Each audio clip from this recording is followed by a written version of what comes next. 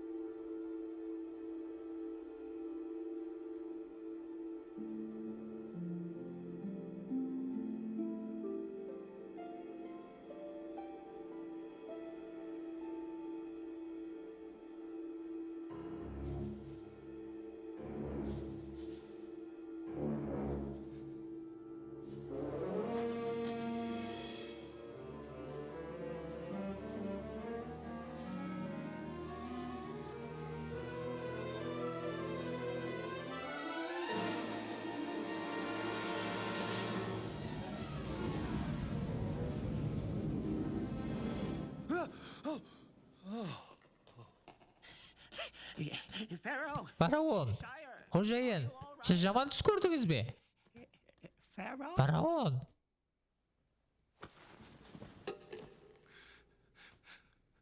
Данышпан һәм сиқыршыларды тауып кел. Данышпан һәм сиқыршылар? Қоп болады. Сарай басқарушысында. Есіңнен шығарма. Нені есімден шығармайын? Данышпан һәм қосықшылар. Қосықшылар емес, сиқыршылар. Әлбетте.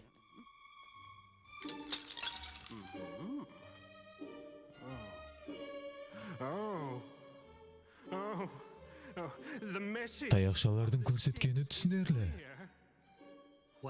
Олар не демекте? Сіз өлесіз.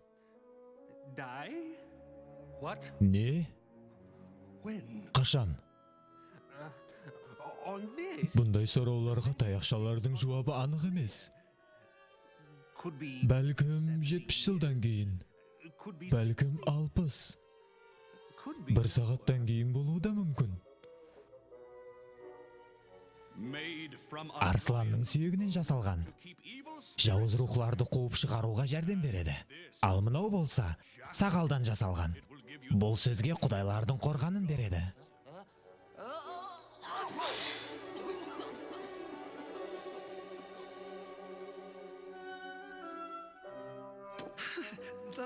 Түстің құдайы.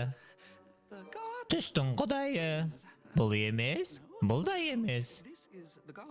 Бұл күлгі құдайы, бұл айдың құдайы.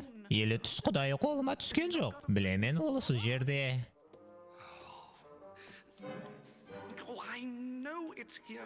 Қайерде екен? Түстің құдайы. Қайерде екен? Түстің құдайы. Жетер, кет, жоғал. Сонда бүткіл Мысырда түс жоритұғын адам табылмағаны ма?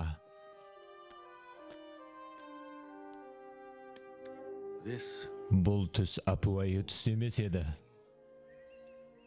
Мен анық білемін. Әзір ғана есіме түсті. Мен түслерді жоритұғын бір адамды білемен. 2 жыл алдын мен өз қызметкерімді зынданға таслаған едім. Оның айтуы бойынша сол жерде бір адам оның түсін жорып берген екен. Бұл Юсуп болса керек, қожайын. Қалайынша жинаятшы да сондай сый болса. Юсуп жинаятшы емес. Ол менің жәрдемшім. Зindanda басқарушы болып істейді. Жинаятшы емес, бірақ зindanda отырыпты. Ол қай жерлі? Кенан жұртынан. Ол еврей. Еврей? Осы жерде, Мысырда? Оны бұл жерге құл ретінде алып келген. Құл еврей. Оның үстіне жинаятшы. Менің түсімді жорып береді ме? Кет. Өзіңіз білесіз. Бірақ айтуыма рұқсат берің. Мен ешқашан бұндай ұлы адамды көрмедім. Мейлі, бұл рет сені естемен. Айтып бер. Юсуп әкесінің сүйіклі ұлы еді. Әкесі өз сүйіспеншілігінің белгісі сыпатында оған реңлі айрықша шапан інәм етті. Бұл оның ағаларының қызғануына себеп болды. Бірақ хаммесінен бетер ағалары оны түслері үшін жаман көретұғын еді. Юсуп түслерін оларға ашық айтып беретұғын еді. Біздер хәммеміз сол жерде едік. Атызда дәстелерді баулап атырған екенбіз. Бірден менің баулаған бауым жерден көтеріліп тік тұрды. Ал сізлердің бауларыңыз менің бауымды дөңгелеклеп, оған тәжім етті. Сен елі біздердің үстімізден хұкімдар болғың келді ме? Сен не, ең кішкенесі бола тұра, біздерге қожайынлық қылмақшымысың? Ешқашан. Мен жұмыс істеуге кеттім. Бірақ уақыттың өтуіменен Юсуптың түслері орылана баслады. Әкесі оған ағаларының іслерін күзетіп жүруін тапсырды.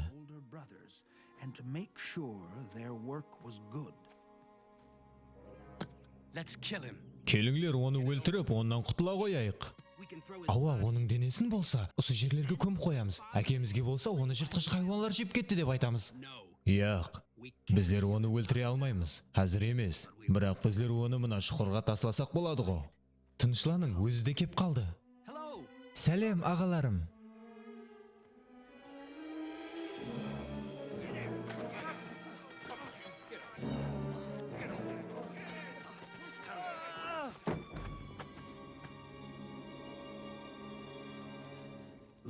Сол күні кейінірек, олар ауқатланып не қылу керек екенлігін сөйлесіп отырғанда, олар жақылласып келатырған израильлар каруанын көріп қалды. Інісі Юсупты өлтіруге қоллары бармағаннан кейін, оннан құтылу ниетінде, ағалары оны израильларға сатып жіберді. Ал олар болса оны құл ретінде осы жерге, Мысырға алып келді.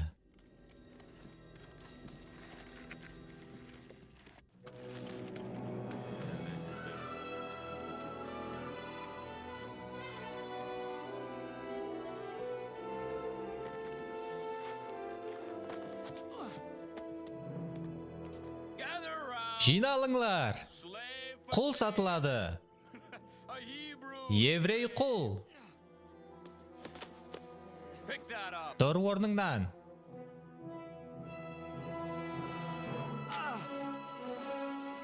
Құл үшін қанша сұрайсың?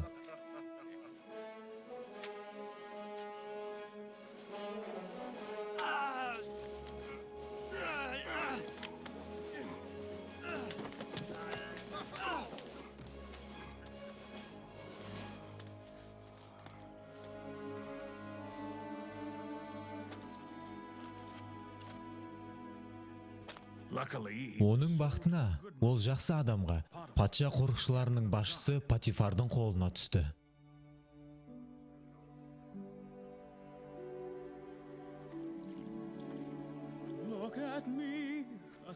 Маған бір қараңлар, мен қызметкермен, бір құлман. Мені алтын төлеп сатып алды. Бұл қоллар әрдайым минет қылады. Бұл аяқлар қай жерге бұйырсаң, сол жерге барады. Маған бір қараңлар, бойсынаман, һәм тәжім етемен. Мен тұтқындағы жинаятшы сияқлыман. Бірақ жүрегімде мен құл емеспен. Менің ойларым азатлықта. This is not what I am on the inside. This is not who I am in my Тез арада Патифар еврей қолының жақсы тәріплерін көріп, оны жоғары бағалады. Біздерге дән керек, қожайын. Мен қанша төлейін? Мен білмеймін. Қанша керек деп ойласаң, сонша төлей бер. Маған пұл керек болады. Қанша керек болса, ала бер. Патифар, сен бұл еврейге қатты сеніп атырсаң. Беймәні гәп. Ендігден былай менің қожалық жұмысларына басым қатпайтұғым болды. Фараон күтіп атыр. Юсуп, атқана үшін адамлар тау. Оларға сен қанша десең, сонша төлейміз. Егер бұл еврей жақсы болса, онда қалай зынданға түсіп қалды? Патифардың әйелі себеплі. Сен айтпақшысаң, Патифар да тап солай ойлаған. Бірақ хақиқат ұлыма басқаша.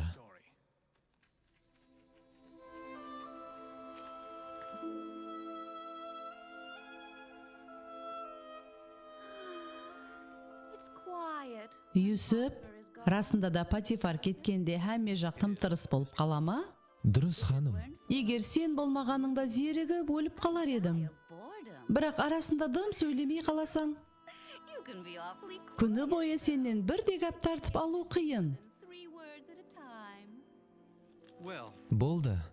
Мен жұмысымды тамамладым. Осы жерде қал. Менің сөйлес, Юсуп. Кешірерсіз, ханым.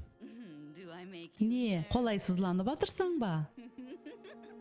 Ханым, Мені сүй, Юсуп. ханым, мен сізге алдында айтқан едім.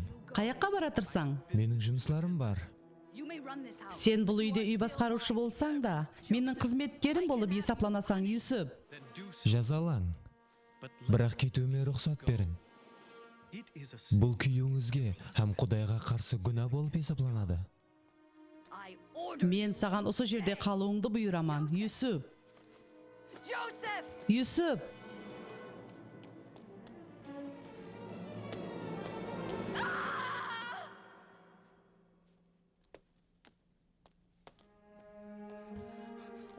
Не болды, ханым? Не болды? Маған асылмақшы болды. Асылмақшы? Кім? Бұған кімнің батылы барды? Юсуп. Бұл Юсуп еді. Юсуп? Болуы мүмкін емес. Сен тіріп айтаман. Ол Юсуп еді. Мынау оның киімі емес пе?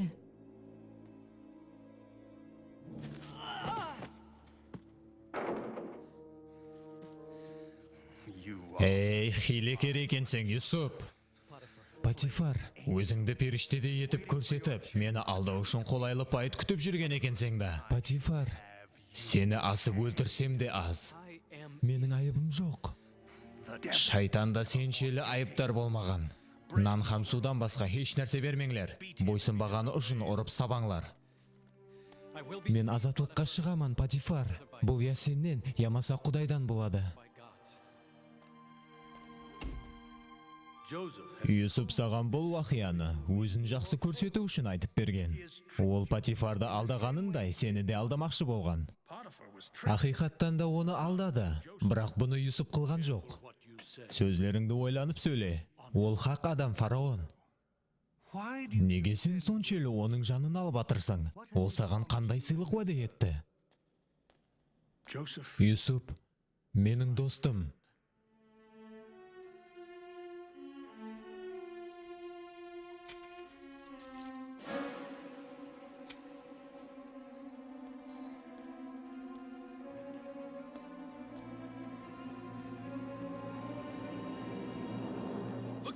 Абайла.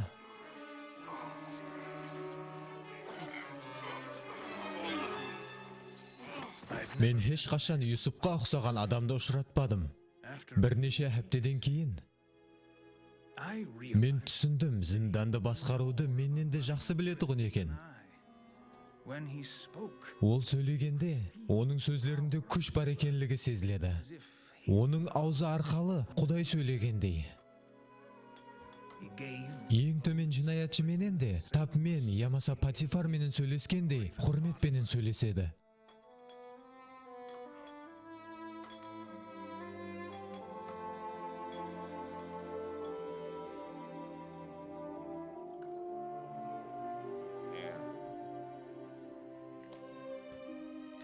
Ол өз шаңырағын ақырғы мәрте көргеніне де міне 10 жыл болды. Оның жүрегі азапланып атырғанын көріп тұрсам да, бірақ ол осы уақытқа дейін Құдайға қарсы бір сөзде айтқанын естпедім. Сіз менен неге оны қорғап атырғанымды сұрап атырсыз?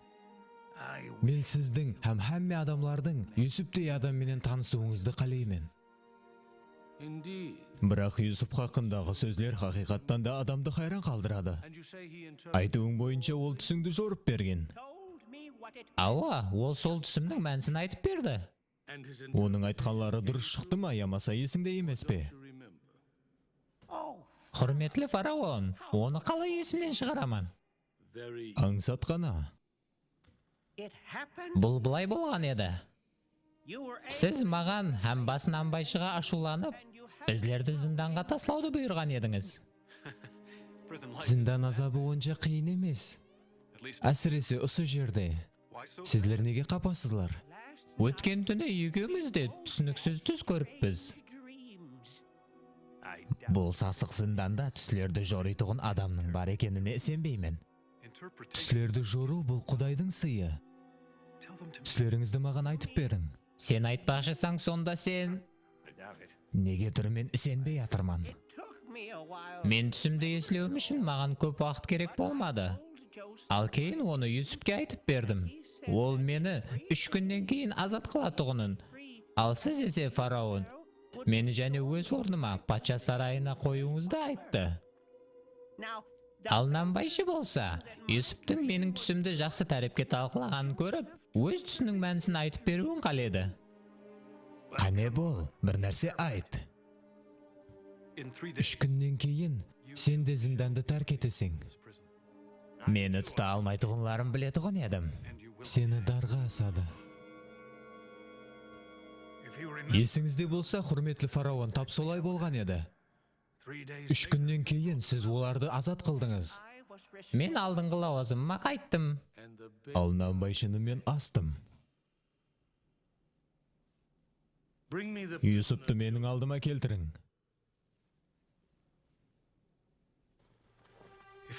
Егер фараонның түсін дұрыс түсіндіріп берсем, мені үйіме қойып жібереді ме? Білмедім. Бірақ бұндан қандай да бір жақсылық күтсең болады. Нені күтіп тұрсаң? Әммесінен көбірек және әкемнің дидарын көруге сенбей атырман. Екіншісі, біріншісіне ұқсаған еді. Бірақ бұл рет жіңішке масақлар жақсы 7 масақты жұтып жіберді. Бұл нені білдіреді? Сөйле. Бір нәрсе айт, еврей. Сен жори аласаң ба? Кешірерсіз, фараон. Мен өзім түсіңізді жори алмаймын. Еврей, еш жори алмайсаң ба? Ауа. Бірақ Құдай һәмме уақыт жори алады. Егер фараон естуге таяр болса, ол дұрыс жауапты береді.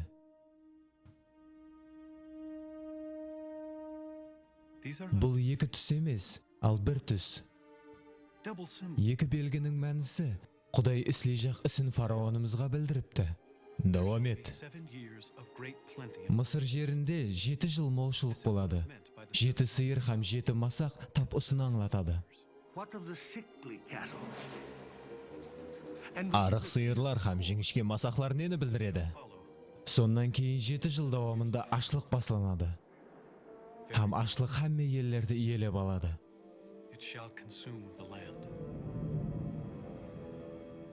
7 жыл ашлық? 7 жыл? 7 жыл. Біздер тамам болдық.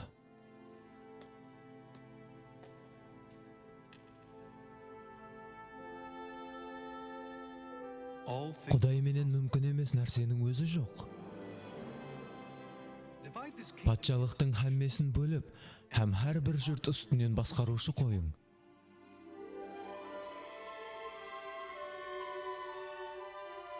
Егерден дұрыс сақланса, ол көп жыл шыдауы мүмкін. Бидай сақлайтұғын орылар құруымыз керек. Молшылық жылдар давамында олар хасылдың 5-тен 1 бөлегін жинап, оларды сақласын. Менің ойлағанымнан да көбірек қанша жұмыслар іслену керек. Сіз ұлысыз, һәм тәшвишлеріңізде көп, құрметлі фараон. Ақыллы, шаққан һәм дана адам тауың. Сол адам осы үлкен іслер менен шұғылансын. Ауа, әлбетте, менде бар. Яқ, сенен басқа хақ адам жоқ. Сіз еврейді сондай үлкен лауазымға қоймақшымысыз? Мен фараонман. Өзім қалеген істі қыламан. Бұл мен үшін үлкен бақыт, фараон. Бірақ әкем һәм шаңырағым, мен азатлықты соншелік күттім. Осы жерде қал, патшалығымның ашлықтан өтуіне жәрдем бер. Талап етуіме тура келеді деп қорқаман.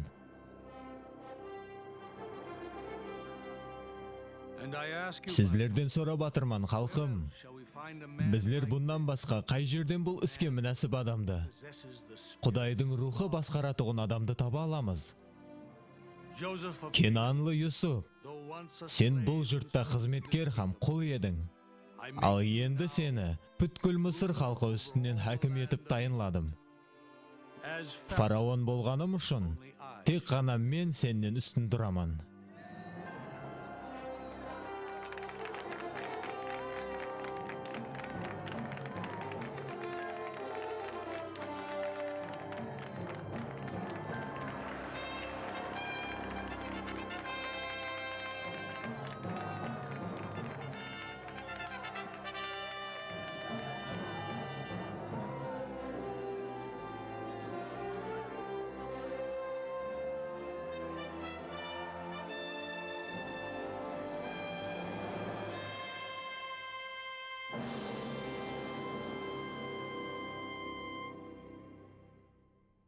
Dear Lord, give me strength for the day. Give me faith to endure what I must. Though the world gives me burdens to bear, in you, dear Lord, is my trust. I rise unbroken, unbowed. I stand unfettered and free. For thou, dear Lord, art my master. In my heart I will serve only thee. Whatever the chains placed upon me, whatever the prison, my soul has the key. No money can buy, no power can still, no burden can break the unshakable strength of my will. Unbroken, unbowed, I stand unfettered and free. For thou, dear Lord, art my master. In my heart I will serve